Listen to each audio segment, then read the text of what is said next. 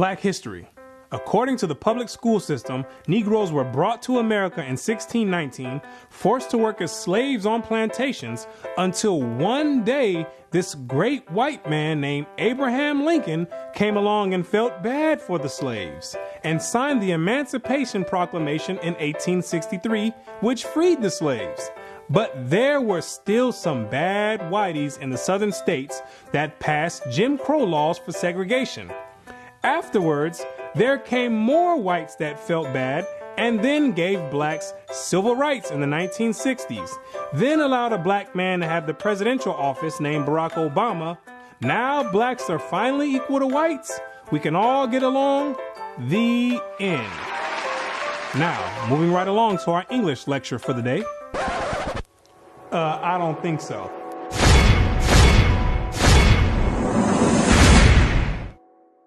Black history. What do you know about black history? Let me ask you a question. Prior to the transatlantic slave trade in the 1600s, what was your nationality? What did you call yourself? Some may say African.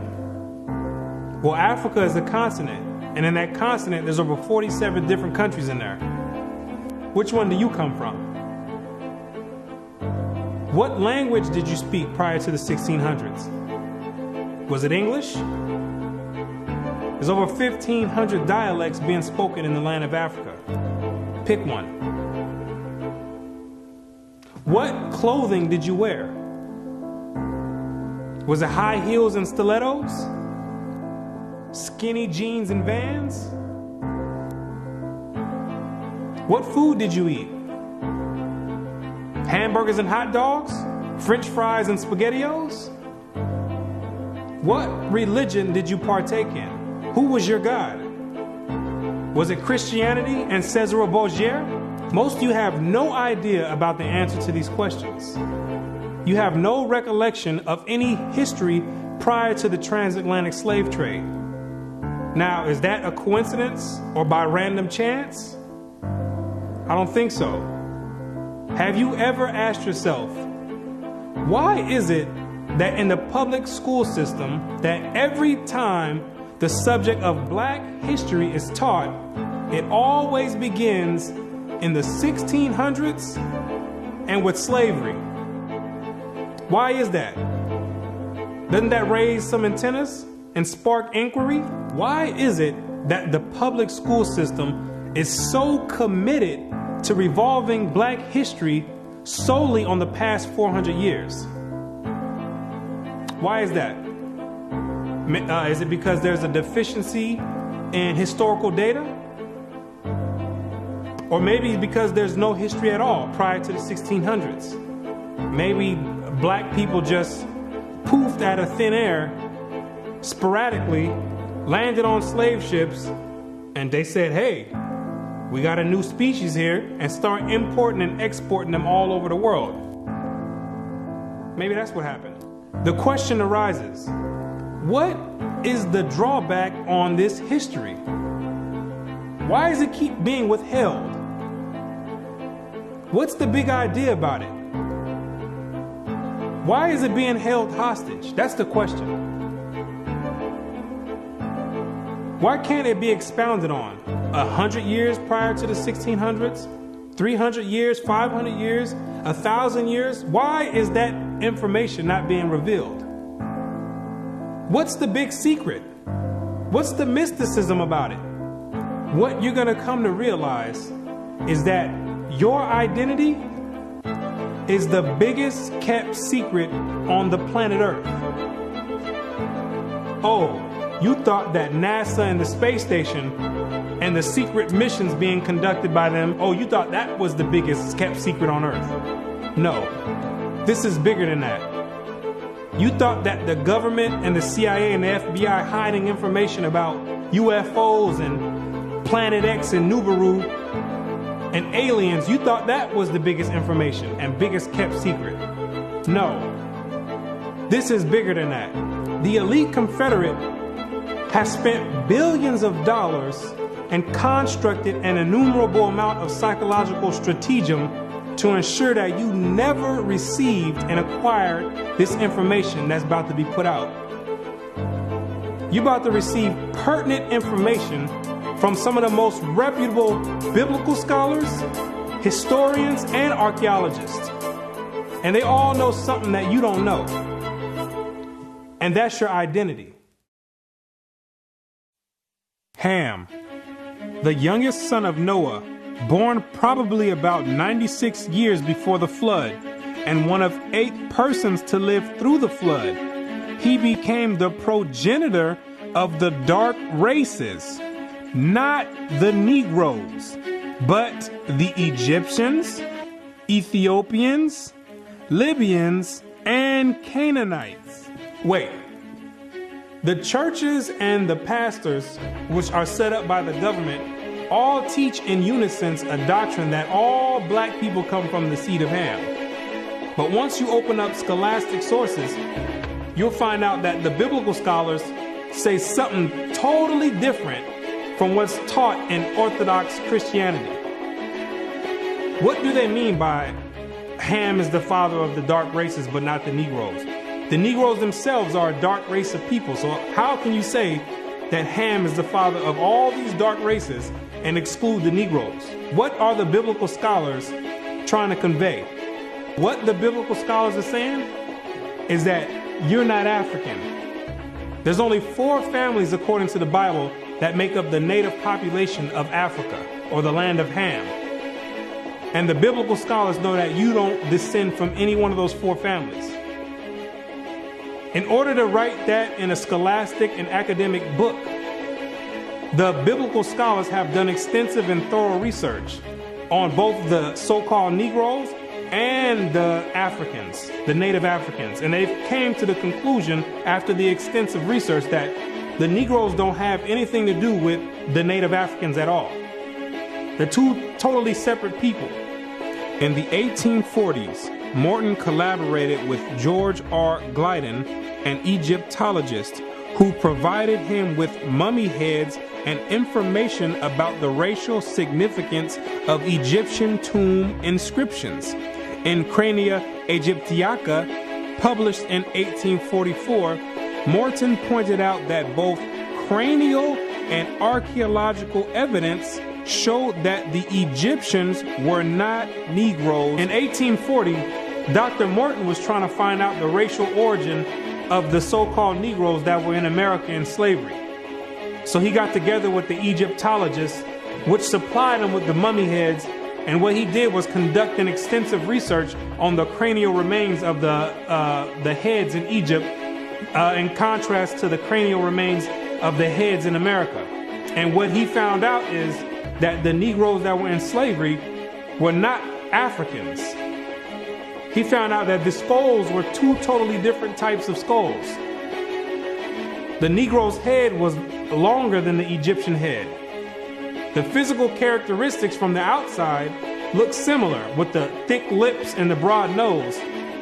But once you start delving into the real characteristics, he found out that there were 2 totally different people, as abolitionists and colonizationists had maintained, and that in fact, blacks had been relegated to the same servile position in ancient Egypt as in modern America. But what Dr. Morton did discover is that the Negroes that were serving slavery in America served the same position and servitude in ancient Egypt when they matched other skulls and other cranial remains in Egypt. They said these are exact matches. So what are the scholars saying?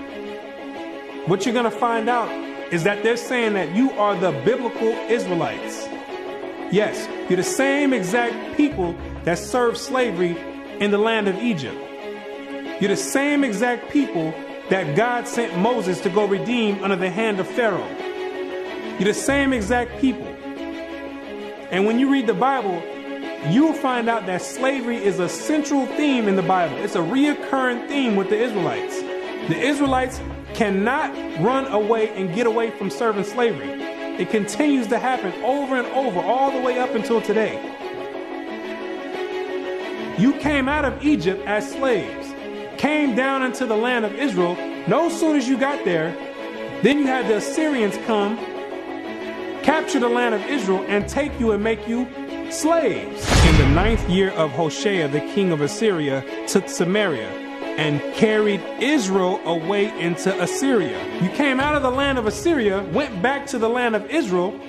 Then the Babylonians came, which are the modern day Ethiopians, the Cushites, came to the land of Israel and made you slaves. So all Israel were reckoned by genealogies. And behold, they were written in the book of the kings of Israel and Judah, who were carried away to Babylon for their transgression. You came out of the Babylonian captivity, went back to the land of Israel. Then the Persians came on down there, took the Israelites and made you slaves. For we were bondmen, yet our God hath not forsaken us in our bondage, but hath extended mercy unto us in the sight of the kings of Persia. You came back from the Persian Medo captivity, went back to the land of Israel, rebuilt the temple up. Then the Greeks came on down there, took you and made you slaves, and to entreat them that they would take the yoke from them. For they saw that the kingdom of the Grecians did oppress Israel with servitude. After you came from the Greek captivity, you went back into the land of Israel, rebuilt the temple because the Greeks were sacrificing swine and pig on the altars. No sooner as you came back to the land of Israel, then the Romans came and had you during the time of Christ as slaves. It was so much slavery going on with the Israelites that Jeremiah himself had to ask, is Israel just put on earth just to be slaves? Is that your whole purpose? Just to be servitude to other nations? Is Israel a servant? Is he a homeborn slave? Why is he spoiled? So you might be asking yourself, if the so-called Negro is part of the 12 tribes of Israel, how in the world did you get to the west coast of Africa? And when ye shall see Jerusalem compassed with armies, then know that the desolation thereof is nigh. This is Christ right here speaking to the Israelites. He says, when you see Jerusalem compassed or surrounded by the Roman armies, then know that the desolation or the destruction of the land of Israel is getting ready to happen. The Romans getting ready to come in here and tear some stuff up. Then let them which are in Judea flee to the mountains, and let them which are in the midst of it depart out. And Christ says, when you see the Romans coming in, you better get ready to flee into the mountains. And what you're going to realize is that the mountains that he was talking about was the land of Africa. It was the same exact place that Mary and Joseph took Jesus when they were fleeing from Herod when he was trying to come find Jesus to kill him. They went right into Africa. And the Israelites went into Africa as well, fleeing from the Romans. In the year 65 BC, the Roman armies under General Pompey captured Jerusalem. In 70 AD, General Vespasian and his son Titus put an end to the Jewish state with great slaughter. During the period from Pompey to Julius, it has been estimated that over 1 million Jews fled into Africa, fleeing from Roman persecution and slavery. The slave markets were full of black Jewish slaves. Over 1 million of you Israelites fled from the land of Israel into the land of Africa, running away from the Romans because the Romans was coming to put slaughter to the Israelites. The ones that didn't take heed to the prophecy of Christ when he said you better leave and go to the mountains, go to Africa, when they got caught by the Romans, they were taken back to Europe and sold in slavery and put in servitude and became gladiators, put in the lions' dens. The pagans and the Romans attacked the Jews indiscriminately. Both the Jewish soldiers and the uninvolved peaceful population without mercy. As a result of this merciless attack, many Jews fled to those parts of northwest Africa known as Tunisia, Algeria, Morocco, and Mauritania. Many other Jews fled to other areas where Rome did not have any jurisdiction. This was to the region of the south, the Sahara Desert, and the Sudan. Grazel says, such is the explanation of how the Sahara Desert first acquired Jewish tribes, toughened by a fighting tradition and possessed of physical characteristics, black, which it is said still makes them approximate very closely the original Jewish population of Palestine. And after migrating from Israel and dwelling on the northwestern parts of Africa, after you were fighting vigorously with the Romans, you had no choice but to start migrating to the southern regions of Africa, where the Romans didn't have any jurisdiction. Because the Romans were relentless and they were adamant about putting all Israelites to death. So in order to get any type of peace, the Israelites had to start migrating to the sub-Sahara parts of Africa. The scholars know this for a fact. The biblical scholars know this for a fact. They know all the history of the Israelites and their migration patterns. Whatever may be thought of the more or less mythological traditions connected with the earliest Jews in North Africa, it is now practically an established fact that a Jewish nation, Jewish at least in faith, and perhaps too in origin, long held sway south of the Sahara. In later centuries, Jews are believed to have settled in Western Africa during the height of the Songhai, Mali, Ghana, and Kanem-Bornu empires. According to accounts from explorers of the region, several powerful Jewish families of the Songhai Empire were of Jewish origin. Some accounts place West African Jewish communities in the Andu forest of Dahomey, south of Timbuktu. In the 1930s, these groups still maintained a Torah scroll written in Aramaic that had been burned into parchment with a hot iron instead of ink so it could not be changed. In the 1930s, the historians went over there and still found Israelites over there that didn't get captured in the slave trade, still practicing the Hebraic faith, still knowing who they were. With a Torah, which is the first 5 books of Moses, written in Aramaic. That's the ancient language. And it's a shame that they have to burn it in hot iron so the European colonialists don't come over there tampering with it and taking the evidence and trying to hide the history. It's a shame that they have to do that. It is a total shame that they have to do that. The black Jews had an advantage over the African tribes. They carried their culture, history, laws, and written records with them. The Jews made use of every opportunity. They were an industrious and skillful people.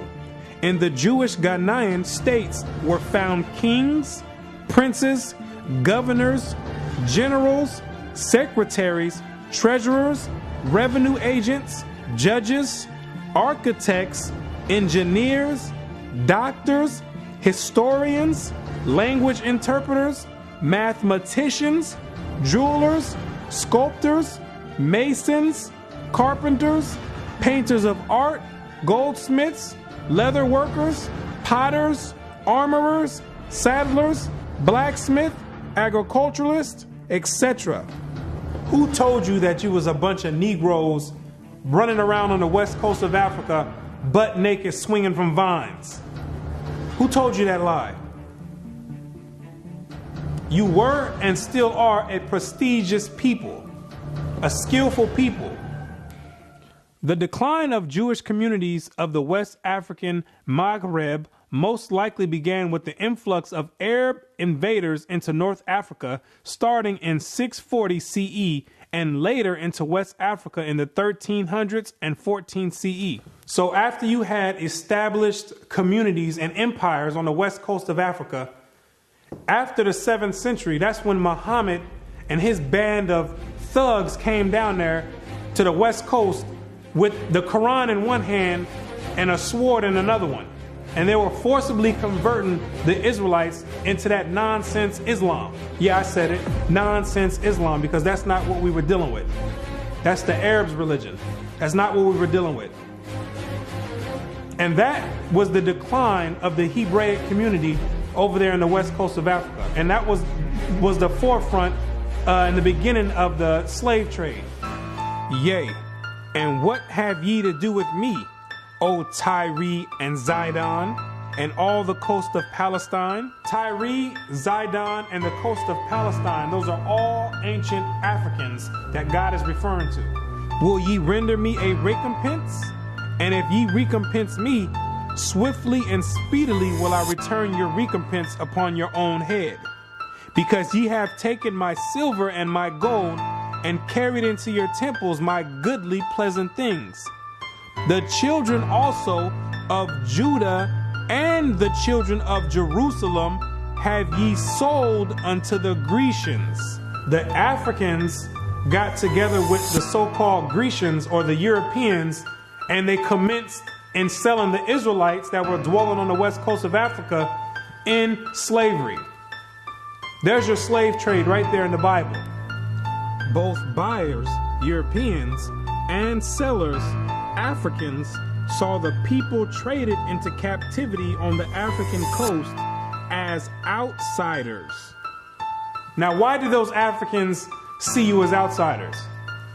Because you were some people that migrated and encroached on their land.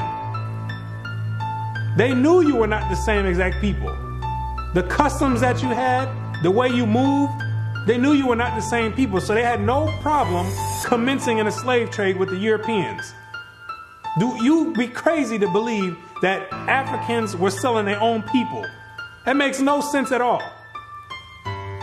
When the Europeans put that in the textbooks, they're using technicalities, saying Africans sold other Africans. When they're using technicalities, what they mean to say is native Africans were selling Israelites that were living in Africa. It'd be no different if somebody wrote history 500 years from now and say there was a slave trade that happened here in America. Say black people got together and start selling white people to the Chinese. If somebody with the same mindset that the Europeans have wrote history 500 years from now, they would say Americans were selling other Americans to the Chinese. When it's two totally different nation of people living in America. You can't just say Americans sold other Americans. Two totally different people. It's the same exact scenario on the west coast of Africa. There are both oral and written explanations that trace the origin of the Igbo. And the most tantalizing is an association of the Igbo to the Hebrew race. This assumption is based on the fact that Igbo culture has many similar traditional customs like that of the Jews. Similar customs are observed in marriage negotiations, childbirth and circumcision, restitution, attitude to totem animals and taboos, as well as hospitality to others, especially to strangers, etc. The Igbo are therefore said to be the split and lost group or tribe of Israel that refused to wander further northeast with Moses, but preferred going down southward. The Igbo people have many Jewish traditions. Naomi Katz, the current Israeli ambassador in Nigeria, and others point to their possible ancient Israelite origins. See, the scholars, they've done their research on the Igbo tribe, extensive research. And they've compared the traditions of the Igbo tribe, and they've matched them up to the biblical traditions of the Israelites. And they said, whoa, these are strikingly similar. The only way that these people could be practicing the Hebraic faith this close is if they were the biblical Israelites themselves. So you may ask yourself, what is the significance of the Igbo tribe to the so-called Negro in the Americas? When you do the research, what you're going to find out is that the Igbo tribe is one of the main sought-out tribes that were captured and sold in the transatlantic slave trade and came right here to America. The British were the major buyers before they banned their own slave traffic in 1807. They were replaced by the Portuguese and the Spanish for as long as the traffic continued here. The majority of the captives were speakers of Igbo dialects. You can hear me clearly, Rabbi. Let us have your name once more. My name is Rabbi Yehuda ben Shomer. Okay. Well, is it okay if we just call you Yehuda? Yeah, that's fine. Today? Okay, yeah, that's great. fine. No problem at all. I'll go on even further to say this, that the slave trade is actually connected to Deuteronomy 28, because the majority of the slaves that were brought to the Caribbean islands and brought to the Americas were Igbo people, were people of Hebrew and Hebraic Israelite descent, if you will. And so if you read Deuteronomy chapter 28, it matches perfectly what happened to the Hebrew slaves, the black Hebrew slaves, during the slave trade. It just matches it perfectly. Back up now. I think we just rung the bell here. Hold up now. Okay. Hold up. Hold the presses. Okay. Hold up. I hope everyone is listening to this. This is you about to rock some boats now, Ben Yehuda there. Hold up now. Listen to what he's saying here. So you are saying that there's a great chance, or more so, that the black people that links directly to the slave trade are from the lost tribes of Israel. Is that what you're saying here, sir? Yes, I am. Now, granted, I will qualify that I don't. Wait a second. I don't believe that every single black person is Hebraic or Jewish, but I'm saying that the majority of the slaves involved in the slave trade were Hebrews. These people knew exactly who they were buying and selling, both the Africans and the Europeans. The Europeans, which are the Romans went after 70 AD, they went conquering, and they done hid themselves under different nationalities after they done conquered the native people that were in those lands in Europe. Hid themselves under the French, under the British, under the Portuguese. They're the same exact Romans. And all they're doing is continuing the agenda that was put in place in 70 AD. When they came down there looking for the Israelites. It's the same exact agenda. And carrying it forward to today. It's the same exact agenda. They knew exactly who they were aiming for. It's not by coincidence that all the history matches up perfectly with the Bible prophecies. It's not a coincidence. And then they push a doctrine on you in church talking about it doesn't matter. So then you never go and look for this information. Now you see exactly why they don't put none of this in black history, why they don't go prior to the 1600s. You start digging prior to the 1600s, and then you find out you come or descend from the Igbo tribe. You start doing your research. Well, let me find out a little bit more about this Igbo tribe. Then you find out that the Igbo tribe are known as fact descend from the 12 tribes of Israel. So then you say, hold on. Something's not right here. That's the exact reason why they don't go prior to the 1600s. You're not supposed to find out this information. They're supposed to keep renaming your nationalities every few years to cause confusion and to have you confused, not knowing who you are. Each year, something else come out. First you called Negro, then you called color. Then 10 years later, they switch it to African American. It's all by design.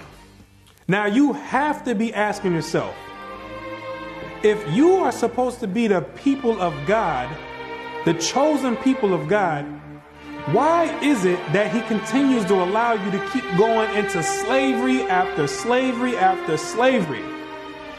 And why does he have you building up everybody's civilization off of the back of your slave labor. And it shall come to pass, when thou shalt show this people all these words, and they shall say unto thee, wherefore hath the Lord pronounced all this great evil against us? Or what is our iniquity? Or what is our sin that we have committed against the Lord our God? Then thou shalt say unto them, because your fathers have forsaken me, saith the Lord, and have walked after other gods, and have served them, and have worshipped them, and have forsaken me, and have not kept my law.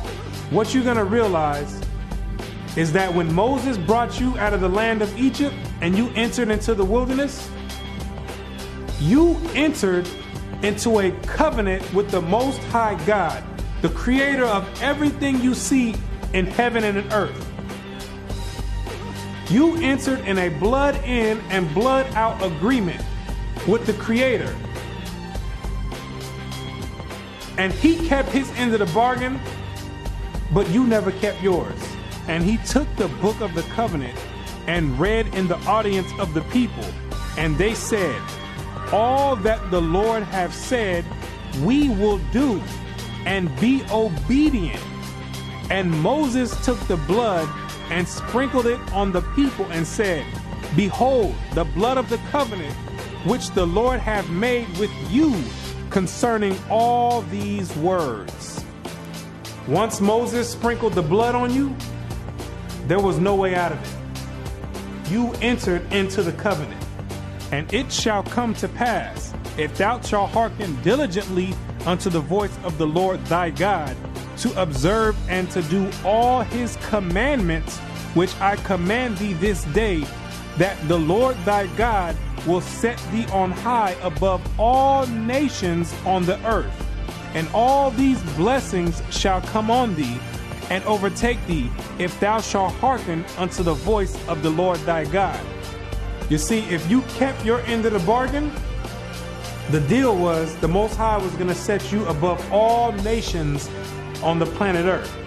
You know, the same spot that the Europeans have today, that was supposed to be your spot if you kept his laws, statutes, and commandments.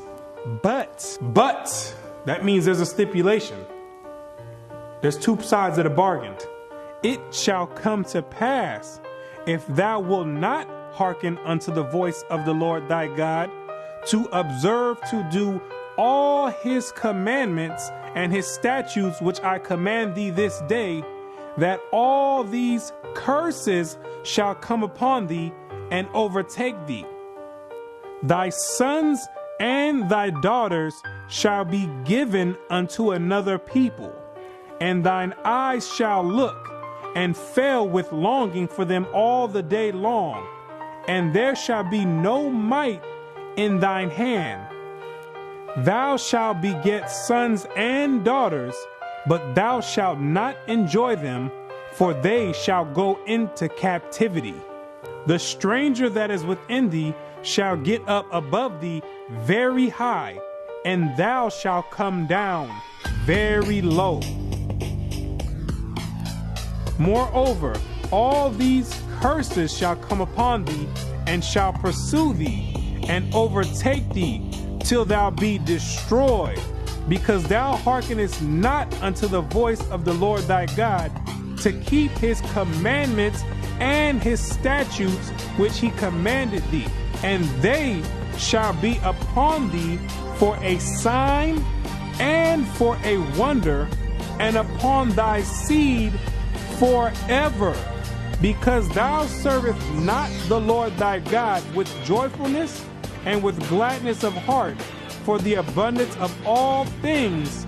Therefore shalt thou serve thine enemies, which the Lord shall send against thee, in hunger and in thirst and in nakedness and in want of all things. And he shall put a yoke of iron upon thy neck until he have destroyed thee. God says you'd have the yokes of iron on your neck until he has destroyed you. So that means when he take the yokes of iron off, you were destroyed. When did that happen? In 1863, when Abraham Lincoln signed the Emancipation Proclamation. The yokes of iron came off. But at that time, your whole history had been whipped out of you. When the master gives you something, you take it. He gave it a name. It's a nice name. It's Toby. And it's going to be yours till the day you die. Now, I know you understand me, and I want to hear it. Again!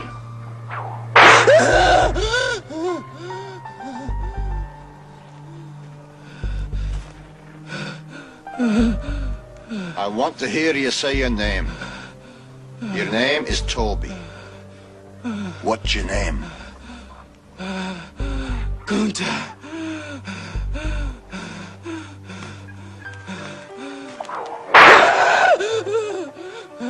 Lord God, help that boy. They're gonna whip him dead. What's your name? Say it. Toby. Who are you? Say your name.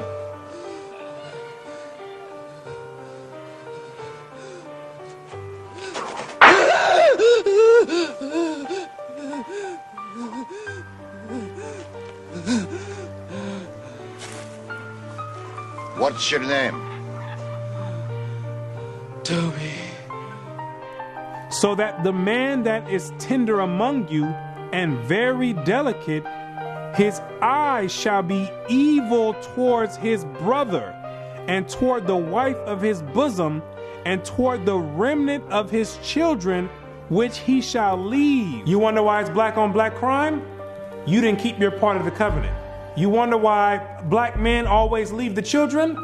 You didn't keep your part of the covenant. Also, every sickness and every plague which is not written in the book of this law, them will the Lord bring upon thee, until thou be destroyed. Why are you number one in HIV? You didn't keep your part of the covenant. Why are you number one in hypertension and high blood pressure? You didn't keep your part of the covenant. Why are you number one in high cholesterol? You didn't keep your part of the covenant. Why are you number one in diabetes? You didn't keep your part of the covenant. Why are you number one in all negative effects across the board? You didn't keep your part of the covenant. And the Lord shall scatter thee among all people, from one end of the earth even unto the other. And there thou shalt serve other gods, which neither thou nor thy fathers have known, even wood and stone. And among these nations shalt thou find no ease, neither shall the sole of thy foot have rest.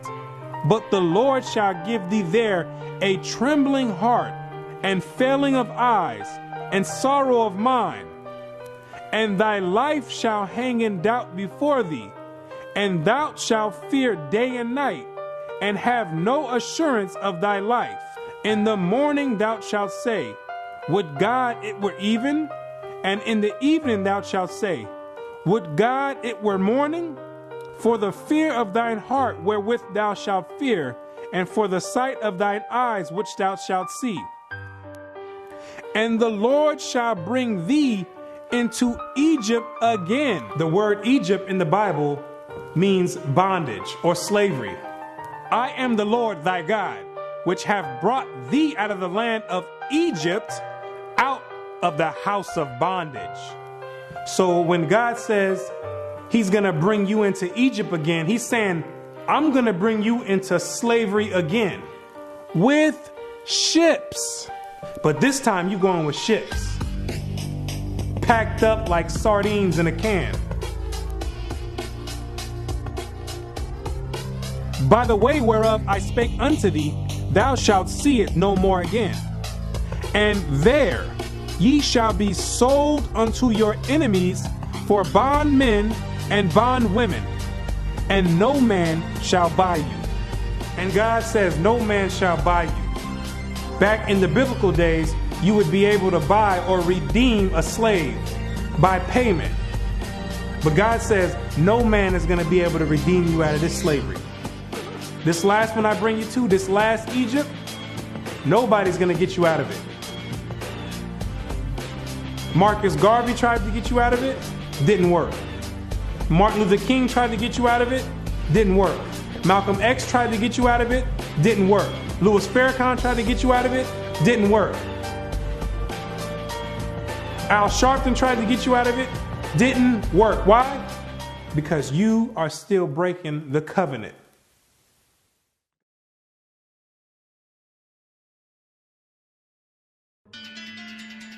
If you're the real Israelites, who are these people over there in the land of Israel claiming to be you? Those are Romans, Europeans. They got pushed up in the South Georgia, Russia, in the Caucasus Mountains, and hid themselves under the name of Khazars.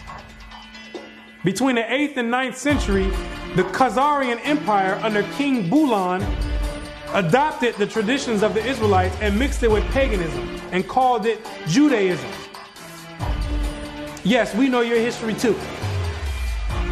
Then after the Holocaust, which was politically motivated, the elite used that as a pretext to invade the land of Israel and took those Khazarian converts and placed them in that land in 1948. In May of 1948, a new Jewish state, Israel, was born in a bath of blood.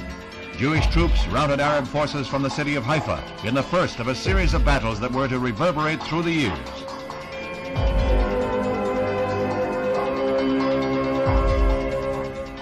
In the year of independence, fighting was fierce in the Negev desert area. Here, Israeli troops routed the Arabs and took hundreds of prisoners. Meanwhile, on May 14, 1948, the new government headed by David Ben-Gurion is installed in Tel Aviv. Thus, for the first time since the Roman legion destroyed Jerusalem in the year 70 AD, the Jewish people have a nation of their own. United Nations teams accompany Israeli soldiers under the white flag to retrieve the bodies of soldiers killed in the continuing strife with Arab troops. The UN was able to effect some uneasy pacts calling for a truce, but skirmishes continued to break out. Dr. Chaim Weizmann joined Premier Ben-Gurion in the government. The Jewish patriot became president as Israel went before the United Nations to seek a place in that world body. The Middle Eastern Arabic nations were in violent opposition, and when Israel was voted a membership, they walked out in a body. For the rest of the day, their seats remained empty, but they returned the next morning to no further incident. Thus, history was made as the Jewish state of Israel was born. Conceived in strife and weaned on violence, Israel has flourished to become a constructive voice in world affairs. Her flag became a symbol of hope. To destabilize the Middle East. Prior to that, those people never lived in the land of Israel. Prior to 1948, those people never stepped foot in the land of Israel. Those are Europeans hiding themselves, European Romans hiding themselves under Jewish. That's what they keep doing each time. They keep going different places and taking on different nationalities. They're the same exact people. These are the same exact people that funded your transatlantic slave trade. Yes, the same Jewish man. The same Romans. These are the same people that's responsible for your 400-year short span Black history curriculum.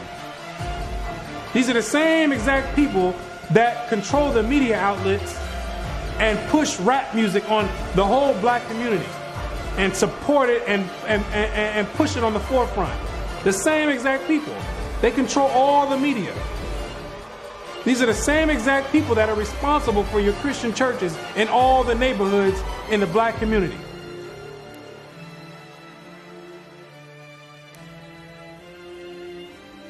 The Bible says when the real Jews get in the land of Israel, there will be no more war.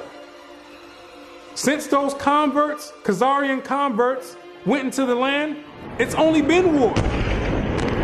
They don't fit the prophecies. They over there dealing with Satan. I know thy works and tribulation and poverty, but thou art rich. And I know the blasphemy of them which say they are Jews and are not, but are the synagogue of Satan, using the Babylonian Talmud as their authoritative source. These people are not the real Jews, and they have nothing to do with the Most High God and the biblical Israelites.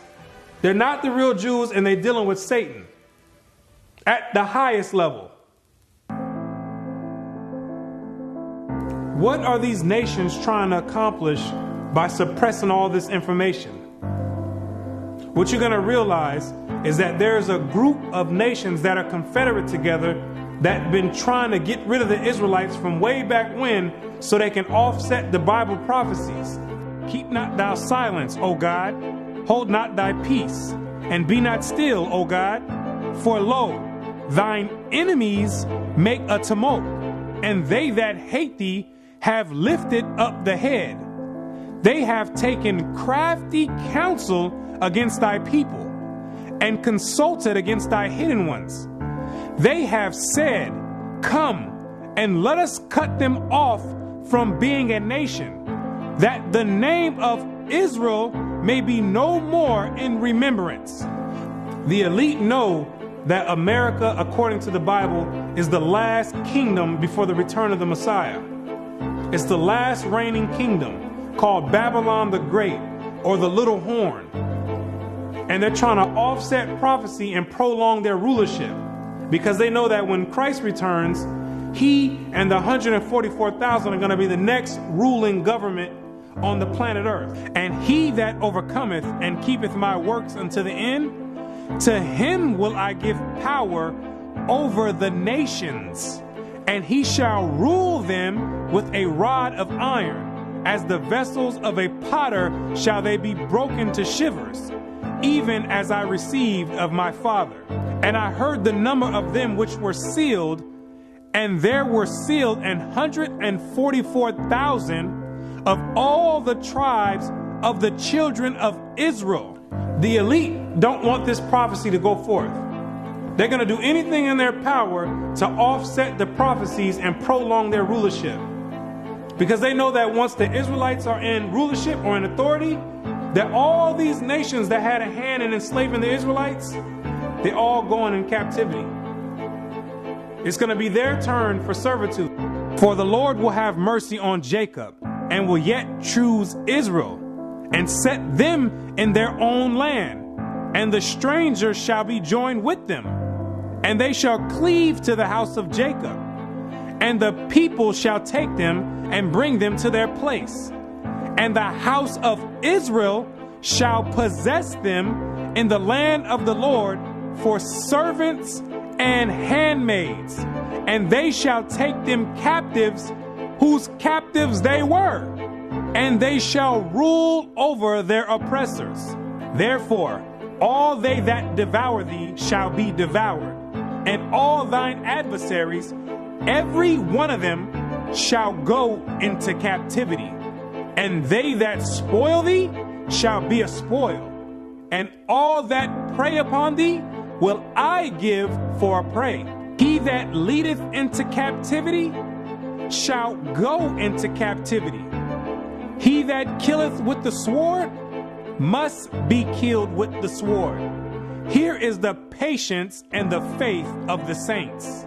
The elite have got together with their top scholars in their think tanks, and they know these prophecies to a T. They didn't study this book back and forth. They understand all the breakdowns and prophecies. So in order to prevent these things, they have to suppress history and rewrite history and flood the media outlets with all types of futile material like rap music, Atlanta Housewives, and other reality TV nonsense to keep your mind occupied on entertainment and diverted from anything with any significance. And the success rate of that to black people is extremely high. The black man won't pick up a book if his life depended on it. A book is kryptonite to the black man. It's like spraying Raid on a roach. They say if you want to hide anything from a black man, you put it in a book. But despite these efforts of trying to offset prophecy, there's Israelites waking up all over the world by the thousands, coming up out of sleep and getting rid of these Gentile gods and coming back to the Most High God, the creator of heaven and earth, and keeping their end of the bargain. For the children of Israel shall abide many days without a king, and without a prince, and without a sacrifice, and without an image, and without an ephod, and without a teraphim. Afterward shall the children of Israel return and seek the Lord their God and David their king, and shall fear the Lord and his goodness in the latter days. The kingdom of heaven rulership, the governing body, is being set up right now in the midst of everyone, and nobody even knows it. While America is on an economic decline, God is raising up the ruling government of the kingdom of heaven. He says, even though the children of Israel are as the sand of the sea, only a small remnant are going to be saved from his wrath. Isaiah also crieth concerning Israel, though the number of the children of Israel be as the sand of the sea, a remnant shall be saved.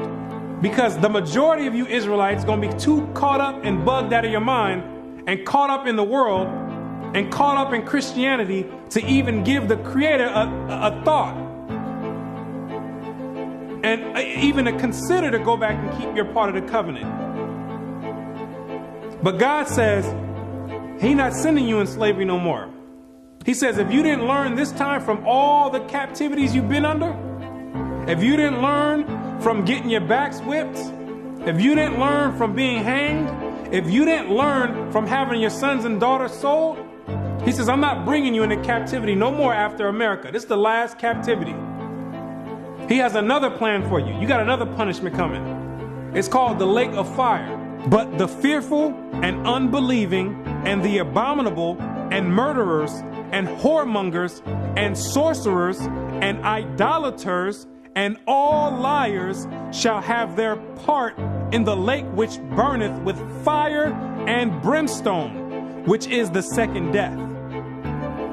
And you're going to be there for a very long time.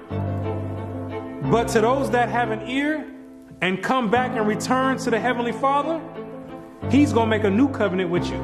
For finding fault with them, He saith, behold, the days come, saith the Lord, when I will make a new covenant with the house of Israel and with the house of Judah.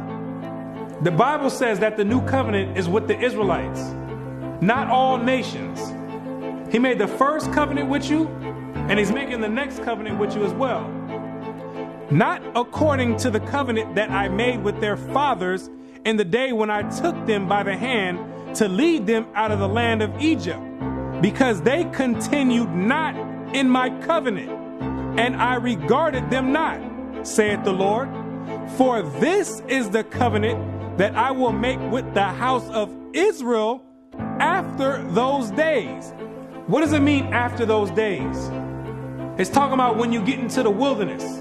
Yes, you have to go to the wilderness again. The same way when you came out of Egypt and you went into the wilderness and made the first covenant is the same exact way when you come out of America, which is the modern Egypt, you're going to have to go into the wilderness again.